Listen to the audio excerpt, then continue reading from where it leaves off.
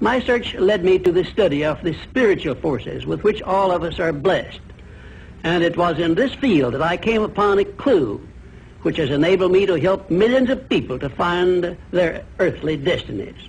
I want to describe my discovery in the simplest terms possible, because it will reveal to you why it is true that whatever the mind can conceive and believe, the mind can achieve, regardless of how many times you may have failed in the past or how lofty your aims and hopes may be.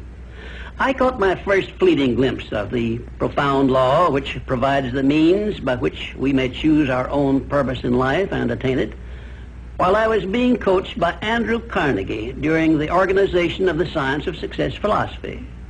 I had just finished telling Mr. Carnegie that I feared he had chosen the wrong person to give the world the first practical philosophy of personal success because of my youth, my lack of education, and my lack of finances. Well, at this point, Mr. Carnegie delivered a lecture that I shall never forget, because it changed my entire life and paved the way for my helping to change the lives of millions of people, some of them not yet born.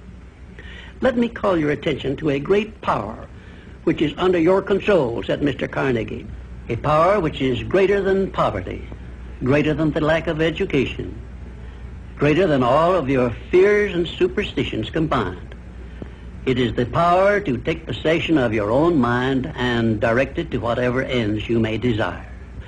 This profound power, Mr. Carnegie continued, is the gift of the Creator, and it must have been considered the greatest of all of his gifts to man, because it is the only thing over which man has the complete and unchallengeable right of control and direction.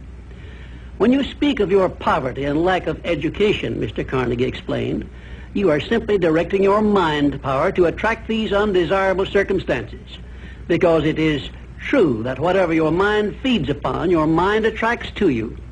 Now you see why it is important that you recognize that all success begins with definiteness of purpose, with a clear picture in your mind of precisely what you want from life. Then Mr. Carnegie continued his speech with a description of a great universal truth which made such an impact upon my mind that I began then and there to give myself a new outlook on life and set up for myself a goal so far above my previous achievements that it shocked my friends and relatives when they heard about it. Everyone, said Mr. Carnegie, comes to the earth plane blessed with the privilege of controlling his mind power and directing it to whatever ends he may choose. But, he continued, everyone brings over with him at birth the equivalent of 2 sealed envelopes, one of which is clearly labeled, the riches you may enjoy if you take possession of your own mind and direct it to ends of your own choice.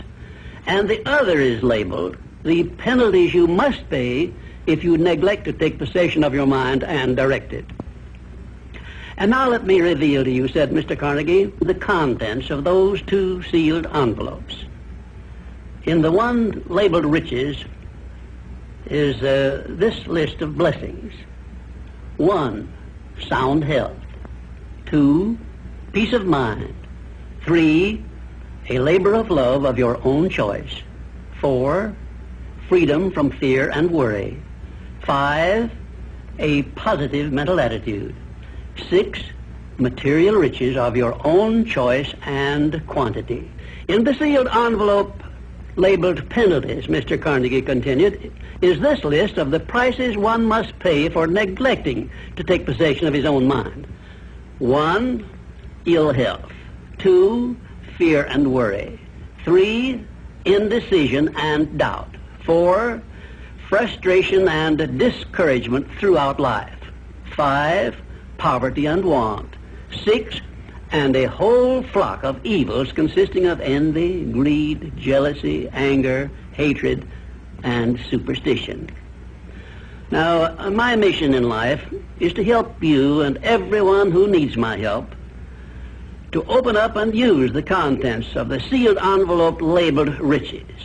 And the starting point from which you must take off if you wish to write your own ticket from here on out for the remainder of your life, I will describe for you in these simple instructions. 1, procure a neat pocket-sized a notebook, or something on the order of this one here, loose leaf affair. And on page 1, write down a clear description of your major desire in life, the one circumstance or position or thing which you will be willing to accept as your idea of success. And remember before you begin writing that your only limitations are those which you set up in your own mind or permit others to set up for you. And 2, on page 2 of your notebook, write down a clear statement of precisely what you intend to give in return for that which you desire from life. And then start in right where you stand now to begin giving. And 3, memorize both of your statements, what you desire and what you intend to give in return for it, and repeat them at least a dozen times daily. And always end your statements with this expression of gratitude for the blessings with which you were gifted at birth. I ask not, O divine providence, for more riches, but more wisdom with which to accept and use wisely the riches I received at birth in the form of the power to control and direct my mind to whatever ends I desire. If you are not too successful or self-satisfied to accept and express this profound prayer, if you accept it and express it in the same spirit of humble sincerity in which I pass it on to you, a new and a better world will reveal itself to you. A world in which you will see reflected the circumstances and the things which you yourself have created. And now let me close this, our first visit, with my favorite expression of gratitude. O divine providence, I ask not for more riches, but more wisdom with which to make wiser use of the riches you gave me at birth, consisting in the power to control and direct my own mind to whatever ends I desire.